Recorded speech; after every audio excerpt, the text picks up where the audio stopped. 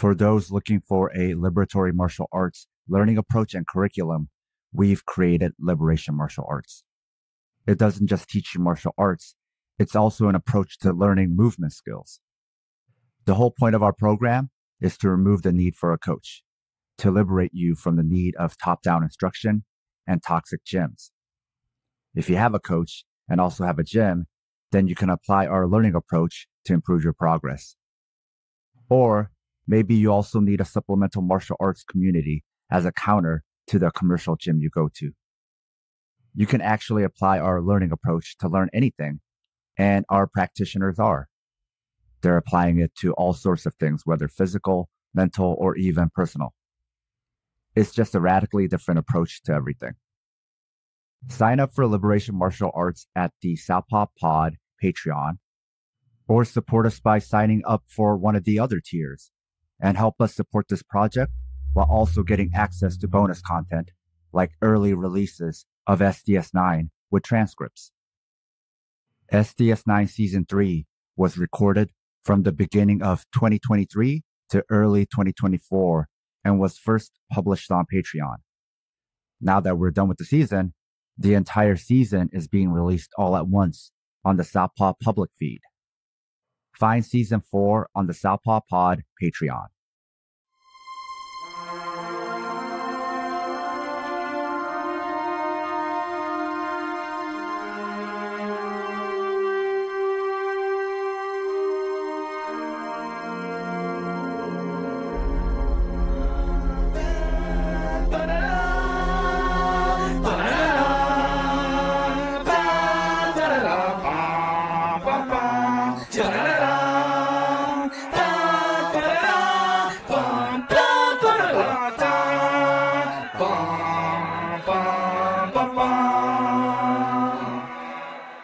This is Southpaw, Deep Space Nine, Season 3, where we analyze Deep Space Nine and Star Trek from a political and historical lens, episode by episode. I'm watching DS9 with fresh eyes, and Scott is our veteran Trek fan. We are discussing Season 3 of DS9, Episode 5, Second Skin. Scott, can you tell us about this episode? So, Dax is waiting for a holosuite date with Kira. Kira laments that they prefer to do real world stuff as opposed to holo sports, because they're going to be doing some sailboarding, future sports that we talk about in future worlds and sci-fi stuff. Kira is called to answer some questions by a scholar about an Elmspur detention center and her experience there for 9 days in the Shakar resistance cell when she was a resistance fighter in the Cardassian occupation. But Kira's like, she was never there, but Cardassian records suggest otherwise, complete with like a mugshot of her being there. And a woman is from afar watching all of this, who will later learn is named Yatepa. Odo and Kira talk. Kira remembers everything that's happened. She would remember if this occurred. Odo says, look, someone is lying. And there are probably falsified documents, and Kira wants to know. So Kira talks to the last remaining living fellow prisoners from Elmspur, and they remember Kira. And there are records and witnesses that state that she was there. So she's like, I'm going to go to Bajor to figure things out. And she is followed. Then we see Gashir. Well, I'm okay with that. Gashir is a common portmanteau of Bashir and Garrick that people put together for the Deep Space Nine fandom. So Garrick and Bashir are hanging out. Business is bad with all the Dominion stuff. And Garrick, we find out that Garrick's been to Bajor like once. And other than that, he's pretty much been on Deep Space Nine for the past 3 years. And he intimates that if he were to leave Deep Space Nine, he might be sleeping with the Cardassian fishes. And we find out from the Elmspur people that Kira never got to Bajor. She disappeared at some point. Kira wakes up and is told that she is home, but she's in Cardassia and she is looking Cardassian. like Cardassian Kira. The squad on Cardassia, including Entek, who's from the Obsidian Order, tells Kira that she is Liana Gamor of the Obsidian Order. She was given memory stabilizers and will soon remember her training and all that she did as a sleeper agent for the Obsidian Order going undercover in the war, if you want to call it a war. 10 years ago, she was sent to infiltrate the Bajoran uprising and is given a memory video to watch. But she's like, I don't want to watch this right now. This is some bullshit. Odo and Dax find some electrostatic info. So they're like, Kira was either beamed somewhere or she was blasted. So back on Cardassia, a man claiming to be Kira's father, Tekani, is like, I'm your dad. And Kira's like, no, my dad was a freedom fighter and he died fighting the Cardassians. Back on Deep Space Nine, Garrick says he knows what's going on with Kira. But then we go back to Cardassia. Tekani tries to feed Kira Bajoran food, thinking that that's what she's used to and wants to be kind and is very gentle and just really wants to reconnect with his daughter and deactivate all that's going on in her brain and bring back the mind of Liana. Kira believes that she's being gaslit and manipulated and just doesn't buy this scenario. And back on the ship, Garrick reveals to Odo and Sisko that Kira is on Cardassia, but does not want to go with them, but with Odo and Sisko to Cardassia. But Sisko sort of, through means of extortion and nastiness, gets him to go along. Garrick points out, look, I'm not going to die for you, though. I will screw you over before I die for you. And Sisko's like, I feel like this is the first honest thing you've ever said to me, Garrick. Go back to Cardassia. Kira's just not becoming a Liana. It's not happening. Kira keeps on being asked a lot of questions to try to open up her memories. And Entek is starting to say, like, if the memories don't open, we might have to do some intense stuff. If, for example, we have access to lots of things and reveals a corpse that is identical to Kira. And I'm starting to think, this doppelganger plot stuff is getting old. Am I right? But Kira believes that it's all a work. There's a lot of shadow play. Entek says he could take the memories from her violently, but doesn't want to. At night, Kira tries to escape, and Tekani asks that before she escapes, she watches the tapes that were made by Liana before she left. If she leaves, she will not leave Cardassia alive. The tapes show a Cardassian woman with a striking resemblance to Kira. The woman in the video truly believes in her cause and is ready for the surgery that would make her look like a Bajoran. On the Defiant, Sisko and the squad are using like these hollow filters to disguise who they are because they don't want to go to Cardassia as Starfleet. So they're disguising themselves and they are stopped by Cardassian Central Command. As we know, like Cardassian Central Command is like the main government arm, but then there's the Obsidian Order, which is like the spy network, and there's a lot going on with that. And so they're going to get boarded because the ruse of them being some regular people is not working. So Garrick says, drop the filters. I got this. So they drop it, and Garrick says a bunch of codes and words and says they are on an Alpha Red priority mission, which is a high-level secret maneuver mission that, basically says like, this is some real top class serious Cardassia shit, and says a lot more words and letters and colors, and that the interaction is to be erased from the record. But Garrick is just a tailor, right? Because he's like, I overheard it in the tailor shop once. Back on Cardassia, Entek is starting to wear down Kira in their interrogation, but getting nowhere. And if Kira doesn't give more info, they're going to take her to the Obsidian Order headquarters where things are going to get action-packed. And Kira's starting to break down. but they're like, which will happen when you're being emotionally broken down. So Tekani realizes that Kira is going to be tortured and is not willing to lose her again. So he will let her escape.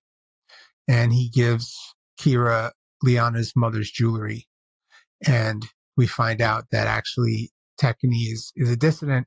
He thinks that the Obsidian Order has too much power, and all the ways that Cardassia is running things right now is just not right. And he has ways to get Kira out of there while she still can. And this is when Kira realizes, oh, this is shadow play on top of shadow play on top of shadow play, son. Realizes this is all the work to get to him, to weed out the dissidents. Entek used Kira's likeness, knowing that this could happen, which would show who the dissidents are.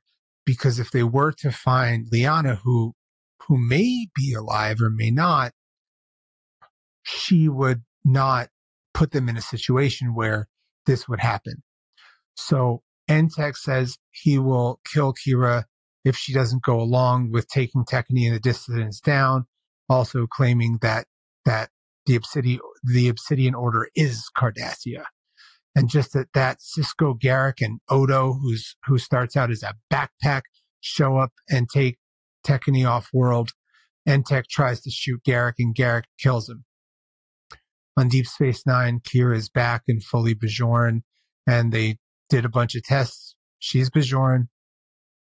Tekani is given sanctuary and offers some fatherly advice to Kira.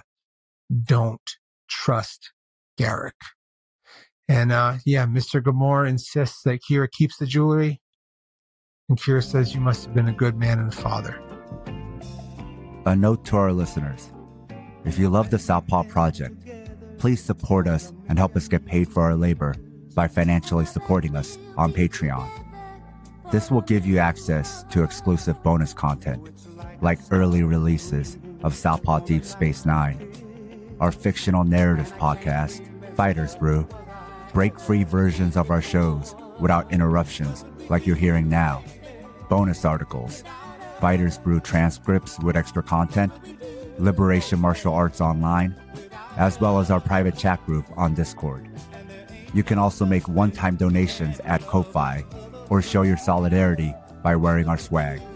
You can find all pertinent links at southpawpod.com.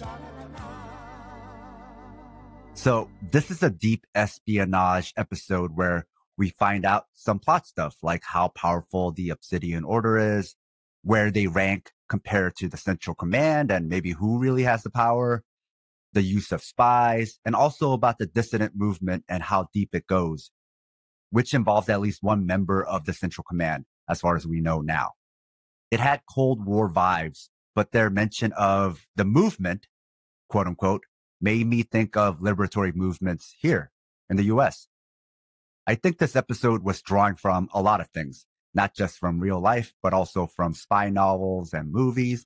But also everything isn't like intentionally trying to make some kind of political point, which sometimes leads to why it gets so messy. Sometimes they're just working it out in writers' meetings and are just trying to make things more tense, make things more dramatic, which is why sometimes we have interesting things to talk about because of what happens when you just try to tell a story without thinking about the political ramifications. Now, the thing that stuck out the most for me in this episode is the loving family dynamic of Tekani and Gamora, and how this episode humanized Cardassians even more. And ultimately, it felt like it was saying that good people with their own internal lives can do bad things just by following orders. On the other hand, it also seemed to be saying that when there is injustice, there will also be resistance, which are both themes of DS9 that I've noticed since the beginning. So this isn't conjuring up these themes for the first time. It's more just like doppelgangers, a theme that they revisit often. But watching this now, I couldn't help but connect it to things that are coming to light. And the thing I'm thinking about were some recent exposés about the FBI planting spies within the Black Lives Matter movement to destroy the movement from within and arrest its leaders, even trying to go so far as planning false flag attacks so they could just go in and wipe them out. It's COINTELPRO, not all over again, but a reminder that it never ended and they keep getting better at it. So in the 1990s, when this first aired, I don't know how this episode was supposed to read, but today it definitely has COINTELPRO vibes. Oh, yeah. It's unfortunate, but we do have to be careful and suspicious. We, as in members of the left, members who want liberation. And that suspicion and cautiousness can turn members of the movement against one another, which is also part of what they want. This whole second skin thing is a good allegory for sabotage tactics, because if it's a white guy, yeah, it's easier to spot and call out.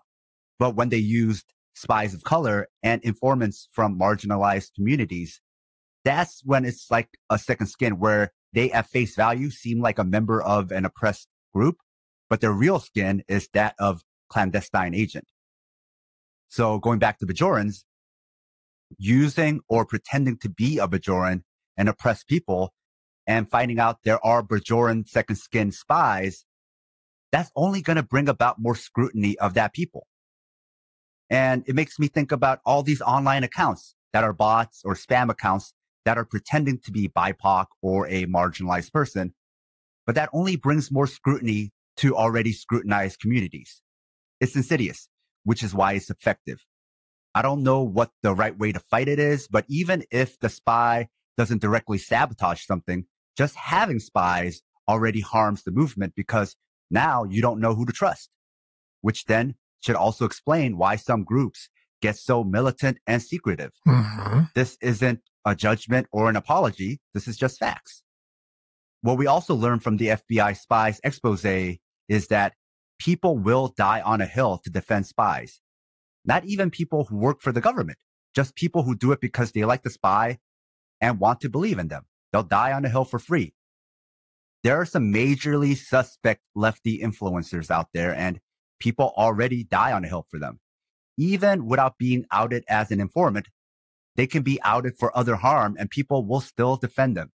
There are a few people that I think are definitely ops, and I'm definitely not going to say who I think they are here. Yeah. I definitely agree with you. And I would even say there are some movements and even some camps that have no historical basis that just popped up one day on the internet where it's like, hey, this is a type of lefty camp where we're not supposed to care about anything. Or we're based off of the beliefs of Ted Kaczynski and just destroy all technology and people along with it. Like just coming out of nowhere, that also just movements like that are real suspect to me. But even if it starts as an ops, real people will jump on it. So real people will do the work to maintain the status quo for free. It just is what it is. So the surveillance state also has that going for it. It's really hard to be hopeful. And it's also hard to engage with people, especially online, because people online have such confidence. And I don't know how you can be confident about anything, as this episode does a good job illuminating. I can be confident that when governments infiltrate other movements, you get things like, Bill O'Neill, the FBI informant who basically got Fred Hampton murdered. It's one of the, in my opinion, most brilliant leftist minds that America could have ever had. So, yeah, just gets me mad. The good thing going for Bajorans is that there are spies within the Central Command as well. But in real life, there are no leftists in the U.S. security state trying to bring about its downfall. With Cardassia, you have reactionaries and dissidents. But in real life, you have liberals. And they provide that cushion where people who get into the government are like, I don't have to be a dissident against the government. I can just be a liberal. So for them, the U.S. settler colonial project isn't the problem. Our foreign policy isn't the problem. It's just some social conservatism within domestic policies. They just need some minor tweaks. And since liberals are also a powerful counterforce to conservatives, obviously we have equality, democracy, and justice, right? So when you have just black and white, in some ways it's good because it's just reactionaries or dissidents. But since we have liberals in the real world, it makes an argument. Are they a force for good, or actually are they pulling energy away from a counter movement? And I think when we were younger or wherever we were in politics at one time, maybe we thought they were still good because it's not this bad thing. But now maybe where we are in our beliefs now, maybe you and I are like, no, I could see now how they pull energy away from the counter reactionary force. Absolutely. And especially when if you put in agent provocateurs up in there as well, or just like there's now like using the internet and memes as a way of provocation to create like ideas like, oh, there's just bricks all over the place, and those are for you to cause riots or something. Like there will be a time where there will be CIA and FBI meme like people that just work on memes if there aren't already. And actually, I was just reminded of this recently, but the term deep state is a term that was actually originally coined by Peter Dale Scott, who is a prolific historian, writer, academic who uncovered a lot of things about the genocide in Indonesia, to a lot of the work done by the CIA in Asia, and in particular Southeast Asia, and also a lot of things happening within the US. And the reason why he coined that term, the deep state, is basically kind of like this episode. He's saying the Obsidian Order is in charge of the Central Command. The CIA and other clandestine organizations who work outside of Congress are in control of the United States government. And also they work under plausible deniability, meaning a lot of the leaders don't want to know what they're doing, because if they did know, they could be in trouble because they know, and then they should have done something, right? So if they don't know anything, then under oath, they're not lying when they say they don't know anything, which gives these secret clandestine agencies a lot of power. And the other thing is, a lot of these agencies were initially created, like the CIA, to fight the Soviet Union. But now, without the Soviet Union, what's the point of their existence, right? And they just keep getting a bigger and bigger budget. So there's a lot of real life parallels you could draw, not because the writers were trying to draw them, but because real life is that spooky and scary and has so much Obsidian Order like trickery. And the term you use, right, from pro wrestling, works. It has so many works that convince people that it's real. But Scott, what are some of your thoughts about this episode? So again, as I've said before, season 3 is just a better season. And so even episodes that have some throwaway vibes to it, you know, like this episode isn't exactly a throwaway episode. There is some mythology where we're reminded, like, oh, Garrick has some stuff going on. We're looking into the fact that there are Cardassians that oppose what's going on Cardassia. And we have all that, but it's still largely a filler episode, just with concepts that I really like. What I think is interesting about season 3, especially on this rewatch where I'm watching episodes that I usually don't watch on my rewatch, is that the filler episodes are more interesting. The writing is tighter. I am just like, this whole episode, I was just like, oh, what's going to happen? And also I just am really interested in, like, it's this strange thing where there's certain concepts that obviously I abhor, like, you know, intelligence agencies and like stuff. But then sometimes that sort of stuff can be really entertaining. Like spy movies can be entertaining. And I'm really trying to divest myself from anything that could be considered propaganda besides Full Metal Alchemist. But we can debate whether that's propaganda or not. So the sort of intrigue of espionage was really interesting. And there is a lot of espionage in Deep Space Nine and sort of sets the tone for future Trek that has more duplicity in it, which makes for delicious writing. And I give this episode, 3.5. Scott, can you tell us about the next episode? Yes, of course I can. The Abandoned. Quark finds something and not what he expected. Until then.